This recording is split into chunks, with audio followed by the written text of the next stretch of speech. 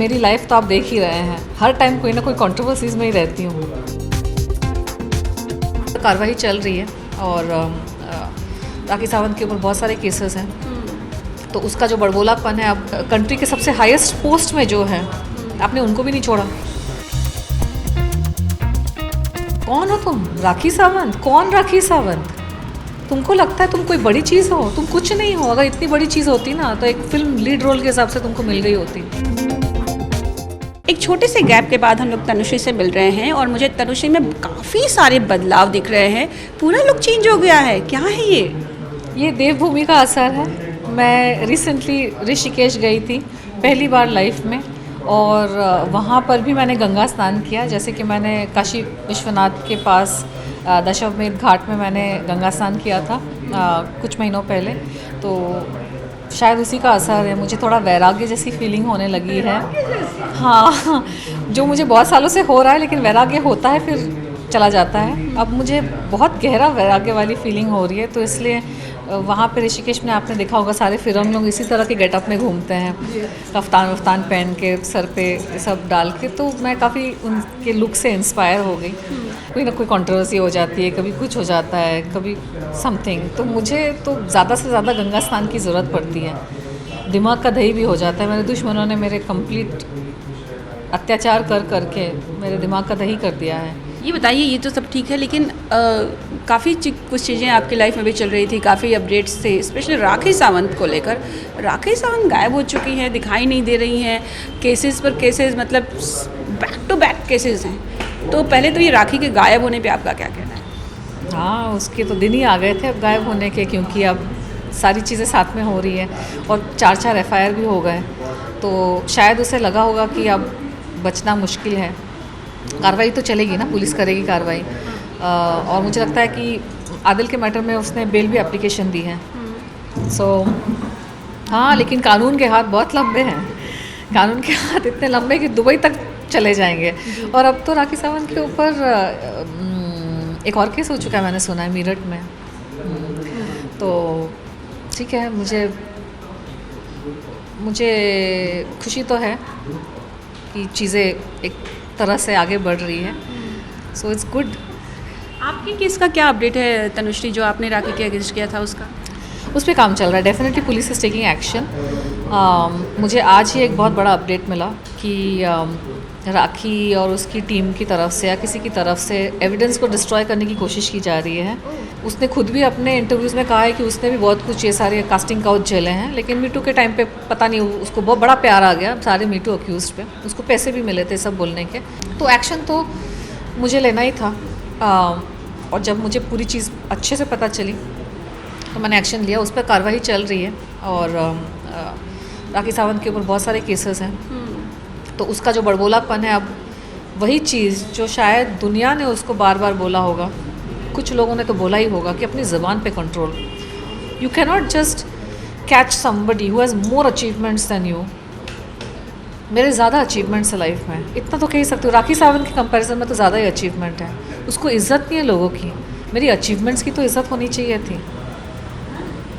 तो मुझे खुशी है। मैं चाहती हूँ कि उस पर स्ट्रिक्ट से स्ट्रिक्ट कार्रवाई की जाए, क्योंकि अब उसके ऊपर एक और केस हो चुका है मेरठ में। हाँ। तो ये ऐसी इंसान है कि ये, चलो मैं जो भी हूँ, लेकिन आप प्राइम मिनिस्टर पे भी आप ओछी टिप्पणी कर रहे हो। राखी सावंत पे जो केस हुआ है मेरठ में, प्राइम मिनिस्टर पे टिप्पणी करने का, ओछी एक टिप्पणी करना, वीडियो वगैरह कुछ उसने बनाया। तो ऐसे इंसान, स्ट्रिक्ट एक्शन होना ही चाहिए। आज का न्यूज़ वो FIR सुन के मुझे बड़ा आनंद आया। बड़ा ही आनंद आया, एकदम मतलब देवभूमि वाला आनंद, कि इसकी जो एक गंदी आदत है ना, अपने से ज़्यादा इज़्ज़तदार लोगों को खींच खींच कर गंदगी में लाना, इसको अपनी औकात जाननी चाहिए। या फिर तो आप अपनी औकात को बढ़ाओ मेहनत करके, आप उन अचीवमेंट्स को पाने की कोशिश करो। वो अचीवमेंट्स, कोई और अचीवमेंट, सबको मिस इंडिया बनना ज़रूरी नहीं है, सबको मॉडल एक्ट्रेस बनना ज़रूरी नहीं है, लेकिन आप जो कर रहे हैं अगर उसी में आप अच्छा करें, you can become equal to anybody, you know. कोई मिनिस्टर बन गए, बहुत बड़े नेता बन गए, प्राइम मिनिस्टर, प्रेसिडेंट बन गए, आप अपने फील्ड में you become the best, you know, why you have to look at a person's position and then get jealous of them? आप क्यों नहीं दे सकते सामने वाले को इज्जत? आप क्यों नहीं उसकी जर्नी आप देख सकते हो कि वो कहाँ से उठ के कहाँ तक पहुँचे हैं? मैं भी कहाँ से उठ के कहाँ तक पहुँची हूँ, हर कोई। आप क्यों नहीं उस इंसान को इज़्ज़त दे सकते हैं? आपकी ज़बान में उतने कंट्रोल क्यों नहीं है कि आप उनको उनके एज अ पर्सन एंड उनकी पोजीशन को आप रिस्पेक्ट दें? Who are you so big? You are bigger than everybody. आप तो खुदा बन के बैठे हो। आपको लगता है आप किसी पर भी आप कुछ टिप्पणी कर सकते हो? कौन हो तुम? राखी सावंत? कौन राखी सावंत? तुमको लगता है तुम कोई बड़ी चीज़ हो? तुम कुछ नहीं हो। अगर इतनी बड़ी चीज़ होती ना तो एक फिल्म लीड रोल के हिसाब से तुमको मिल गई होती। कौन हो तुम? तुमको लगता है तुम किसी पे भी मजाक बना सकती हो? तुम किसी के बारे में अब भुगतो, FIR भुगतो। इसका अहंकार देखो, look at her arrogance. Prime minister Modi के बारे में इस तरह सा। अब चलो आप कॉमेडी में कुछ 2-4 चीज़ें आप बोलो, ओछापन आप क्यों करते हो जिसकी position commands and demands respect? अभी तो सुनने में ये आ रहा है कि वो बिग बॉस के हाउस में जाने वाली हैं। वो भी जो ट्विस्ट है, जो मैं आपको बता रही हूँ कि आदिल भी जाएंगे, जो आपके फ्रेंड हैं, आदिल, राखी और रितेश, ये सब तीनों एक साथ जाने वाले हैं, ऐसे रूमर्स आ रहे हैं जो मैं आपको बता रही हूँ। तो आपका क्या कहना है? मतलब how do you see that? Well, I am neutral about it. I am really neutral about it. अगर बिग बॉस उनको इनवाइट करना चाहते हैं और अगर ये तीनों साथ में जाना चाहते हैं, if they are willing to put up with each other, अगर उनको लगता है कि वो सर्वाइव कर पाएंगे। लेकिन एक और चीज़ मेरे माइंड में आती है कि नेशनल चैनल है, वो आज के बड़े चैनलों में से एक है। एंटरटेनमेंट चैनलों में राखी जैसे पर्सन जिसके ऊपर बहुत सारे क्रिमिनल केसेस हैं, you know, she is coming in the category of criminal now with all these FIRs। और अब तो मोदी जी पर भी अश्लील टिप्पणी और जो भी उसने किया उसके ऊपर भी FIR हो चुका है राखी सावंत पर। तो जब तक हम तीनों थे तो आप कह सकते थे कि अच्छा इन तीनों ने FIR किया तो कौन सी बड़ी बात है। अब तो कंट्री के सबसे हाईएस्ट पोस्ट में जो है, आपने उनको भी नहीं छोड़ा, तो किसी ने FIR कर दिया है उस मैटर को लेकर। तो आज तो राखी को क्रिमिनल कहा जा सकता है कंफर्टेबली। तो ऐसे पर्सन को आप अपने फैमिली चैनल में इनवाइट मुझे नहीं लगता करेगा। आज की डेट में तो मुझे लगता है परिस्थिति बदल चुकी है, क्योंकि अगर वो इनवाइट करते हैं तो बहुत अजीब सा एक बैकलैश होगा। And then you are directly saying that we don't really care about एक संविधान का जो हाईएस्ट पोस्ट है, हम उसकी केयर नहीं करते हैं। तो मुझे नहीं लगता चैनल अपने आप को उस ऑकवर्ड पोजीशन में डालेगा। मुझे नहीं लगता राखी सावंत को इस बार या अगले 3 या 5 साल तक बिग बॉस में एंट्री मिलने वाली है। नहीं मिल, अब उनकी मर्ज़ी है। अगर वो फिर भी इन चीज़ों को डिसरिगार्ड करके वो ले लेते हैं तो ठीक है, हम भी एंटरटेनमेंट देखेंगे, फिर क्या होता है। वैसे उसकी कॉमेडी बहुत बोरिंग हो चुकी है अब। मुझे नहीं लगता पब्लिक में उसको इतना इंटरेस्ट भी है उसको देखने का। हो चुका है, सब देख लिया, सब खुल चुका है उसका। अनुश्री, एक और चीज़ जो मैं पूछने से रोक नहीं पा रही हूँ, हमने एक लेटेस्ट एक वीडियो देखा था नाना पाटेकर का, जो शूट चल रहा था और उन्होंने किसी बच्चे के सर पे ऐसे टक करके मारा था, जो काफ़ी वायरल हुआ। उसके बाद उन्होंने माफ़ी भी मांगी, अपना एक बयान भी जारी किया और उन्होंने बताया कि उनको लगा कि वो शूट का हिस्सा है, बट रियलिटी कुछ और थी। आपने देखा वो वीडियो? पूरा नहीं देखा मैंने एक्चुअली। मैं ना उस इंसान की चीज़ें मैं देखती ही नहीं हूँ। मैंने उसको अपने माइंड से भी डिसाइड किया है कि उसको इग्नोर ही कर दूँ। शायद वही चीज़ नाना पाटेकर को बिल्कुल पसंद नहीं आ रही। तो उसके जैसे आदमी जो होता है ना, वो चाहते हैं कि लड़की परेशान हो। उनको मज़ा आता है जब वो लड़कियों को परेशान करते हैं। 2008 के बाद बहुत सारे गलत आर्टिकल्स मेरे छपवाए।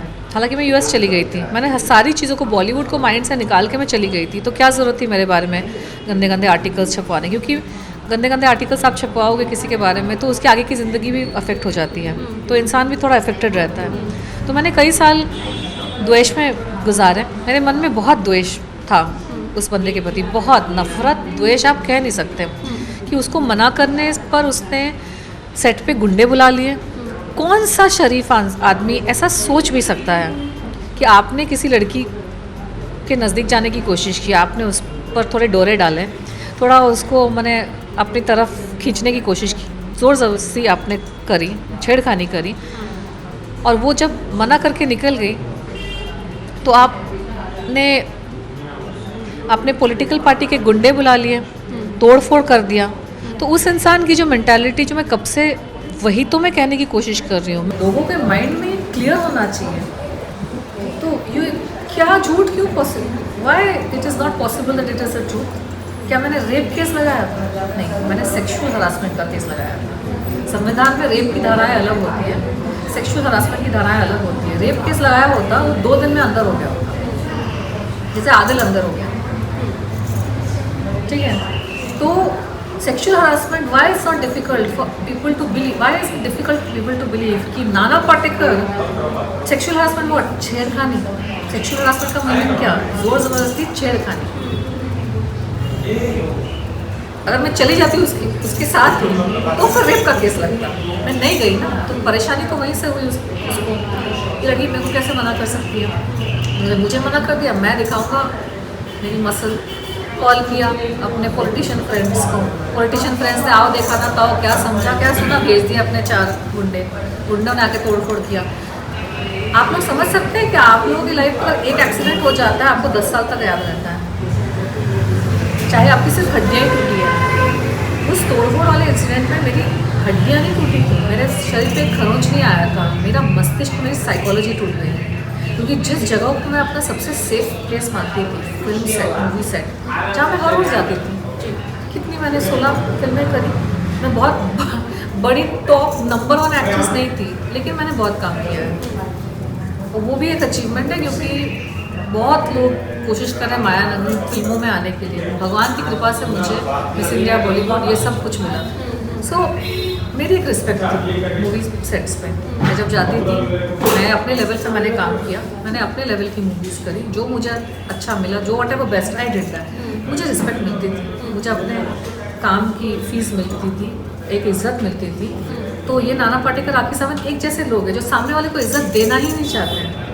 इट डज़ नॉट मैटर कि आप 40 साल से इंडस्ट्री में हो कि 100 साल से इंडस्ट्री में हो, लेकिन अगर कोई है आपसे अगर 10, 20, 25 साल, 30 साल भी छोटा है, उसकी अचीवमेंट है, उसने मिस इंडिया यूनिवर्स जीता है, कंट्री को रिप्रेजेंट किया है, उसने कुछ आध मूवीज़ करी है, उसका जो भी औहदा है, आपको उसको इज्जत देनी है।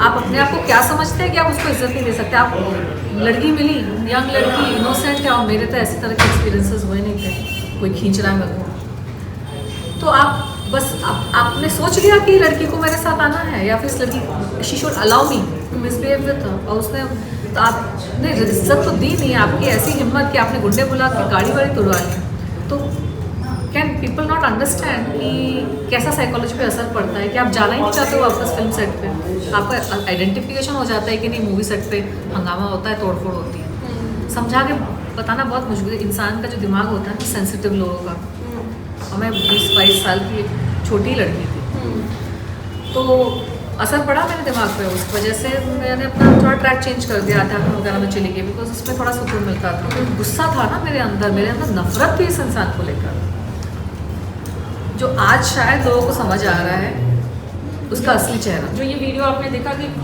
सर्वे मार के और फिर उसको माफ़ी मांगना, तो आपको क्या लगता है कि एज एन एक्टर क्या सच में आपको नहीं पता रहता है कि सेट पे जो बंदा आ रहा है वो शूट वाला है या कोई आम इंसान है? वीडियो देखकर उसके सारे जो पूरा मैटर में जितने भी वीडियोस, सफाई, डायरेक्टर ने सफाई, सब कुछ देखकर पब्लिक को समझ आ गया कि ये झूठे लोग हैं, ठीक है, ये इसकी आदत ही ऐसी है। दूसरी बात, नाना पाटेकर एक मैनिपुलेटर है, इज़ अ मैनिपुलेटर। उसका एक गुण और एक ही गुण है जिसकी वजह से वो शैतान बन गया, उसकी एक्टिंग अच्छी है। लेकिन अब तो उसकी एक्टिंग भी पकड़ ले रहे हैं लोग, क्योंकि उस वीडियो में, माफ़ी वाले वीडियो में मैंने कमेंट्स पढ़े, अगर 100 कमेंट्स थे तो 100 में से 99 मतलब वर नेगेटिव, एंड देवर इसकी असलियत दिख रही है, इस तरह वाले कमेंट्स थे, जो एक्टिंग कर रहा है। अब तो उसकी एक्टिंग भी दिख रही है कि एक्टिंग कर रहा है। सो लोगों की उसकी असलियत, मुझे खुशी है कि उसकी असलियत लोगों के सामने आ गई। काश पहले आई होती, काश पहले लोगों ने समझा होगा कि एक लड़की अगर कुछ बोल रही है, इज़ इट अनबिलीवेबल। हमारी कंट्री में हम इंडियन है ना, देसी हैं, हम तो इंडियन मर्दों को जानते हैं कैसे होते हैं। इतना डिफिकल्ट है बिलीव करना कि इसने छेड़ दिया होगा उसको, जिसकी वजह से वो सेट छोड़ के चली गई होगी, जिसकी वजह से उन्होंने गाड़ी उसकी तोड़वा दी। इतना डिफिकल्ट है बिलीव करना हमारे देश में, मतलब ना 1.2 बिलियन पीपल। आप ये कहना चाहते हैं कि हमारे देश के मर्द बड़े ही संत हैं हमारे देश में। Our country has the best man also, but our country also has the worst. ये सत्य है। अगर अपनी अंतरात्मा में आप झाँक के देखो ना, तो ये सत्य, इससे बड़ा सत्य नहीं है कि हमारी कंट्री में दुनिया के सबसे बेस्ट टू बेस्ट मैन भी हैं, आदमी भी हैं। हमारे देश के साधु संतों की तो बात ही कुछ और है, राइट। और हमारे देश में दुनिया के वर्स्ट टू वर्स्ट मैन भी है, वो निर्भया कांड जो कर सकते हैं। आप कौन सी कंट्री में जाके आप उनको डिस्क्राइब करो ना कि उस निर्भया लड़की के साथ जाहिल दरिंदों ने क्या किया, उनको समझ में नहीं आएगा, उनके भेजे में नहीं आएगा अमेरिकन लोग के कि ये भी हो सकता है। यूके चले, लेकिन हाँ कुछ कुछ कंट्रीज़ हैं वहाँ पे आती है समझ में। सम कंट्रीज आर देयर जहाँ पे युद्ध चल रहा होता है, वहाँ पे आएगी निर्भया, समझ में आएगी कि ऐसे इंसान होते हैं कि ऐसा सोच भी सकते हैं कि ऐसा किया जा सकता है किसी के साथ, इतनी प्रताड़ना। तो क्या डिफ़िकल्ट है इसको बिलीव करना कि एक सीनियर एक्टर जिसके पास्ट में भी कंट्रोवर्सीज रहे हैं डायरेक्टरों को थप्पड़ मार देता है। रिसेंटली उसी के फिल्म के डायरेक्टर ने बोला। तो इतना डिफ़िकल्ट था ये बिलीव करना कि उसने छेड़छाड़ी की। ये लोग मैनिपुलेटर्स हैं। जब ये चाहते हैं कि सामने वाले को परेशान करे और सामने वाला कुछ ना बोले। They are sadistic kind of people. एक दिमाग की बीमारी है, it is an illness of the psychology, कि आप टारगेट करते हो अपने से थोड़े कमज़ोर किसी को। लड़कियां ही टारगेट होती है अधिकांश, सिंगल लड़कियां। मैं तभी रिसेंटली सिंगल हुई थी, मेरा एक रिलेशनशिप था, शादी तक बात पहुंच गई थी लेकिन शादी हुई नहीं।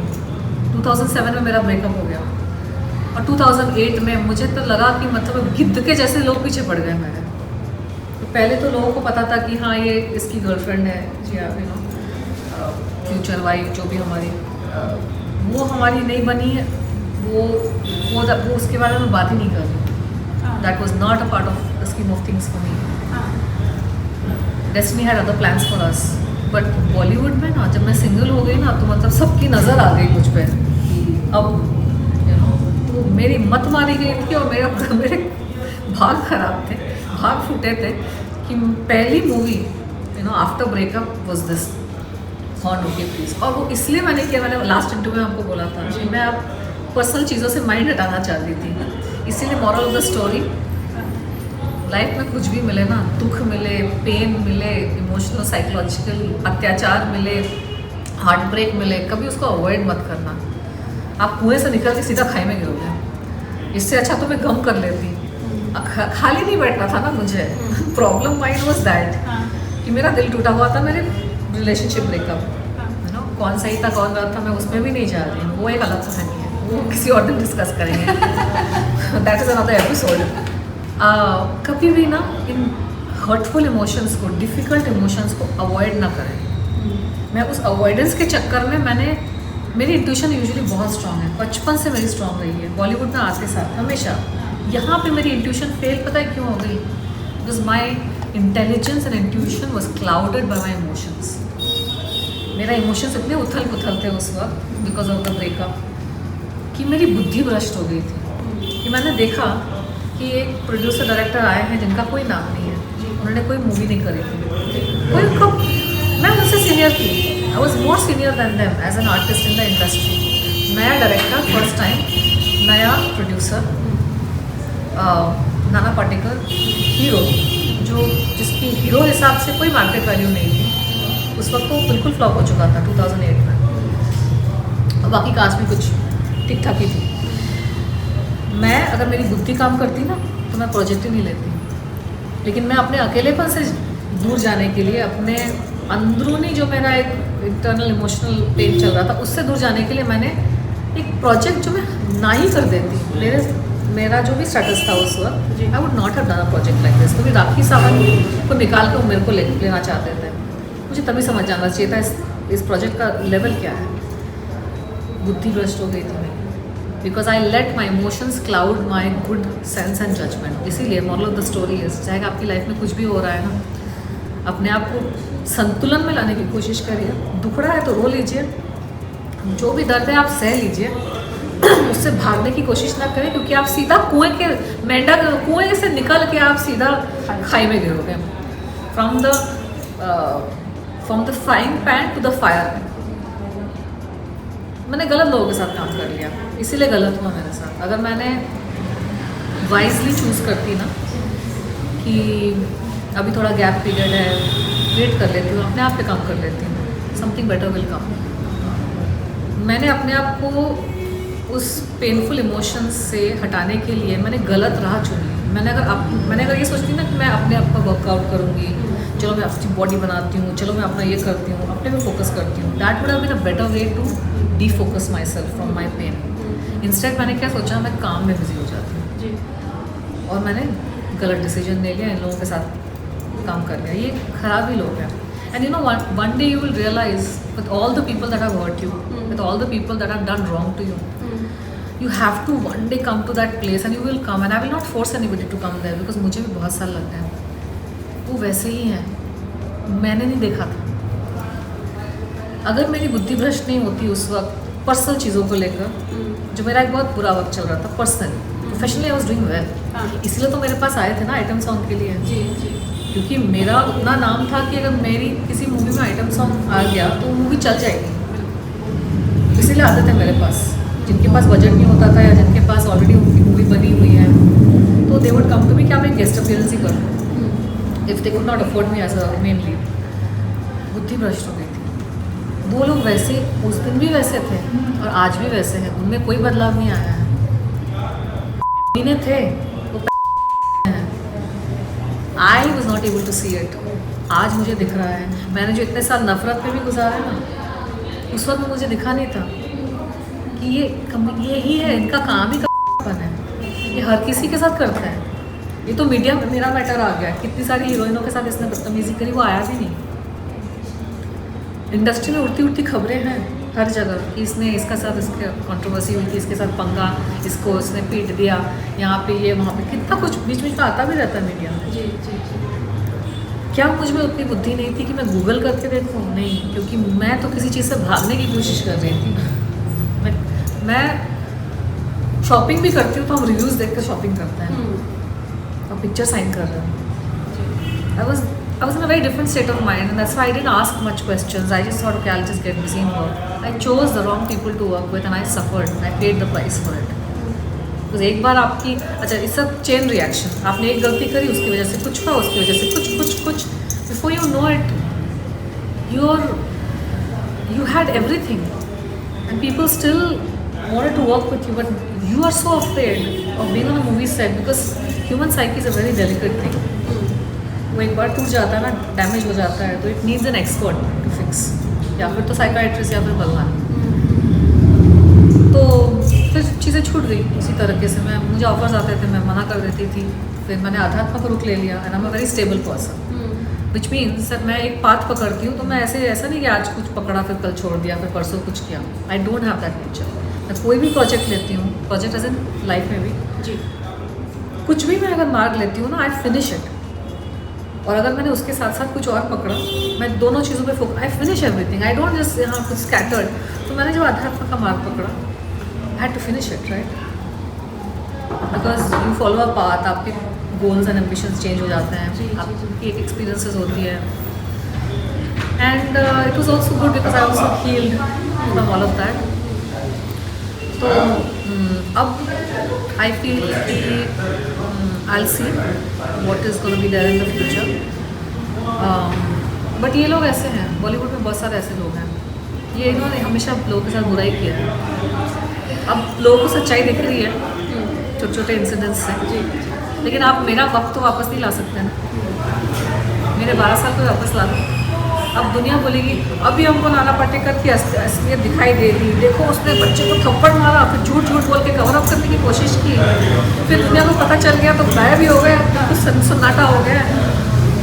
अभी आप समझ रहे हो। आप 2018 में जो आप लोग गालियाँ दे रहे थे, तब मुझे कैसा फील हो? आपको वापस वक्त ला सकते हो? मेरा नहीं। आज से 2 साल बाद आप पूरी बात समझ जाओगे, लेकिन आप मेरे 14 ईयर्स वापस नहीं ला सकते, जो मैंने अपना करियर खुद ही छोड़ के चली गई, सब कुछ, यू नो। तो किसी इंसान का अतीत उसको हमेशा फॉलो करता ही है, उसके अतीत की वजह से उसका फ्यूचर बनता है। So things do affect you. लोग बोलते हैं ना कि वाई, दिस इज़ वाई। आपकी अगर लाइफ इफेक्ट हो गई किसी चीज़ की वजह से, किसी इंसान की वजह से, तो या फिर तो उसको संविधान पनिशमेंट दे दे या भगवान पनिशमेंट दे दे। अगर संविधान और भगवान दोनों ही पनिशमेंट में डिले कर रहे हैं, तो you are not going to be happy about it, you are not going to be at peace about it, you will then have to do something about it. या फिर तो आप नेगेटिविटी में अंदर ही घुट घुट के अपने आप को डैमेज कर रहे हैं, या फिर वो सामने वाले को थोड़ा डैमेज करें, थोड़ा तो सेटिस्फैक्शन मिलेगा। अगर मेरे दुश्मन ये चाहते हैं कि उन्होंने मेरे पे जो भी प्रताड़ना करी, मैं खुद ही अंदर से उसको अब्जॉर्व करके उसको सड़ उड़ के मैं खुद ही मर जाऊँ, तो नहीं, ऐसा नहीं हो सकता है कि आप गलत करके आप जिंदा रहोगे, स्वस्थ रहोगे और एकदम फिट रहोगे, और मैं सही होके मैं मर जाऊँ, बीमार होके नेगेटिविटी में स्ट्रेस वेस लेकर एकदम मर जाऊँ। No, life is about balance. I will not accept it. तो मैं आपको 1-2 कदम आगे खींचूंगी जहाँ पे आपकी कुछ तो पनिशमेंट हो। जी, कोशिश तो करना ही है। अब मैं अपने आप को 2 कदम आगे खींचूंगी जहाँ पे I am not going to get into that kind of negative thought, you know. Yes, मुझे पता है कि लीगल जस्टिस हुई नहीं है, ना भगवान ने अभी पूरी जस्टिस की है, ना संविधान ने की है, but at least I am at peace that I try to do something about it, and that's what makes me well, that I tried something, you know. Tanushree, आपसे बात करके हमेशा अच्छा लगता है, और आपकी बातें सुनना बहुत इंटरेस्टिंग है, जो आप अध्यात्म की और बाकी काफ़ी ज्ञान की बातें करती हैं। Thank you so much and all the very best. Thank you very much. Thank you for having me on your show. Thank you.